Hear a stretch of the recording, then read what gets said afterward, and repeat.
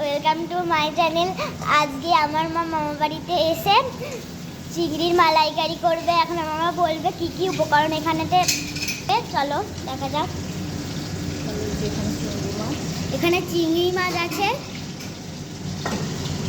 পেঁয়াজ বাটা, টমেটো বাটা, এটা হচ্ছে মালাইকারি স্পেশাল, নারকেলের দুধ ছাড়া, শুধু দুধ দিয়ে কী করে মালাইকারি করা যায় সেটাই করবো আমি, নারকেল ছাড়া।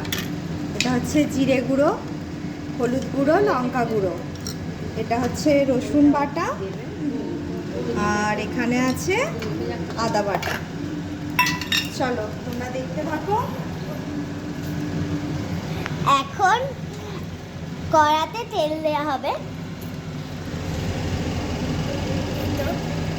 মাংসটা কখন এই তো এখানে তেল দিচ্ছে।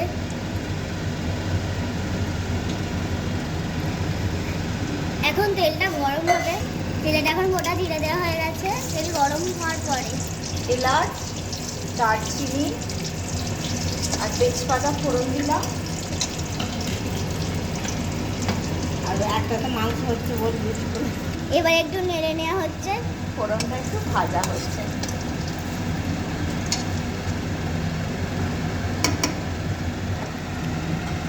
পেঁয়াজ বাটাটা দিয়ে দেবো, তেলটাতে পেঁয়াজ বাটাটা দিয়ে দিই।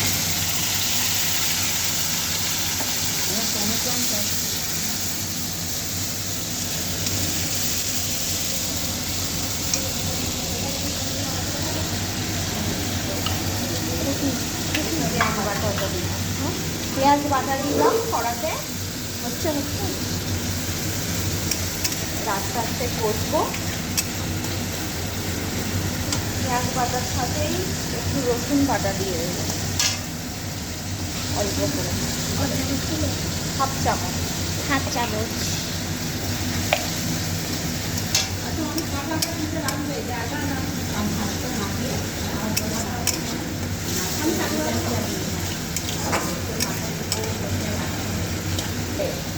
এবার পেঁয়াজটা একটু কষা হয়ে যেতে জিরে বাটা, হলুদ গুঁড়ো, লঙ্কা গুঁড়োটা দিয়ে দেবো।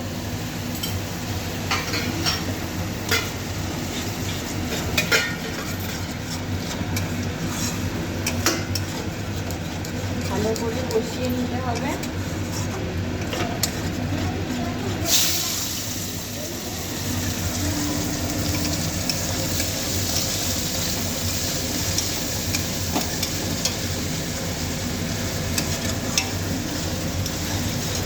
এইদিকে আমার দিদা মাংস করছে।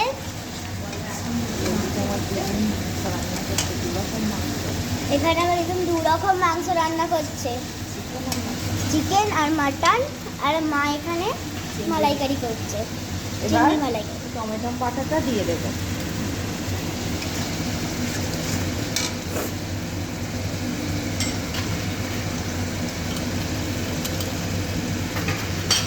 এবার অল্প করে একটু আদা বাটা দিয়ে দেবো।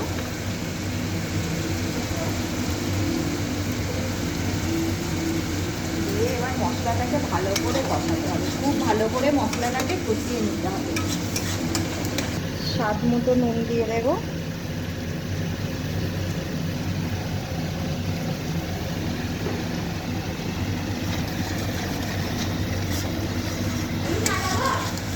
হ্যাঁ,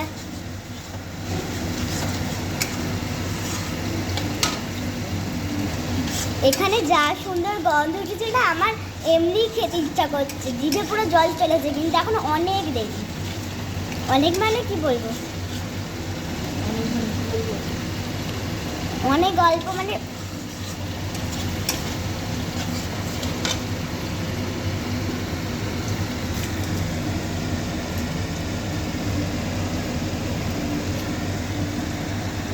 এইখানে আমার দিদুন চিকেন করছে, এরকম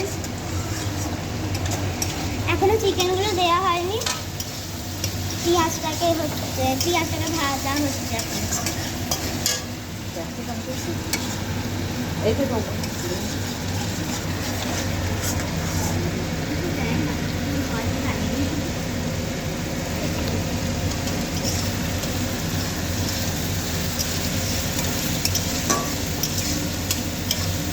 এবার মশলাটা আমার একটু ভালোভাবে কষানো হয়ে গেছে। এবার নারকেলের দুধ ছাড়া যে দুধটা আমি তৈরি করেছি সেই দুধটা এতে দিয়ে দেবো।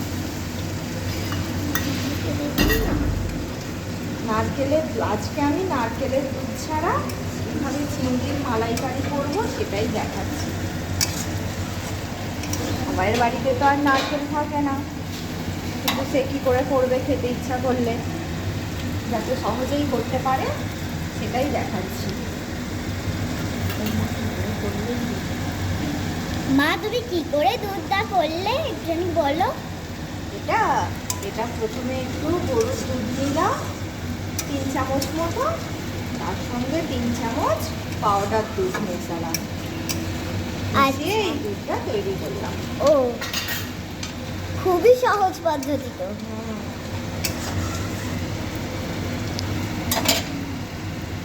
এবার এতে একটু স্বাদটা ব্যালেন্সের জন্য অল্প করে একটু চিনি মেশালাম। এবার একটু ফুটলে তারপর মাছগুলো দিয়ে দেবো। এবার এটা ফুটে উঠেছে, এবার মাছগুলো আমি দিয়ে দেবো, চিংড়ি মাছগুলো। চিংড়ি মাছগুলো দিয়েছি কড়াতে। এবার গ্যাসের ফ্লেমটা একদম লো করে দেবো, যাতে এটা খুব আস্তে আস্তে হয় এবং চিংড়ির ভেতরে সব মশলাগুলো ঢুকে যায়। ফ্যানটা অফ করতে হবে। এটা রেডি চিংড়ির মালাইকারি। এবার এটা নামিয়ে নেব।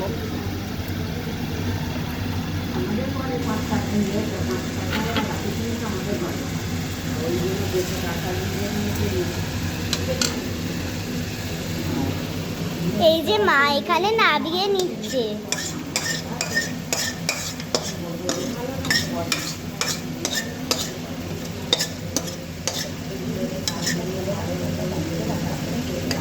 তোমাদের যদি এই রেসিপিটি ভালো লাগে তাহলে তোমরা বাড়িতে রান্না করে খেয়ে দেখবে, খুব ভালো খেতে।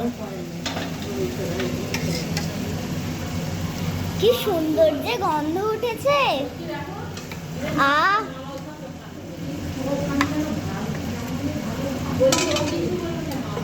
এই দেখুন, এইটা যদি আপনাদের ভালো লাগে থাকে আপনারা চ্যানেলটিকে লাইক, সাবস্ক্রাইব এবং শেয়ার করে দেবেন। টাটা।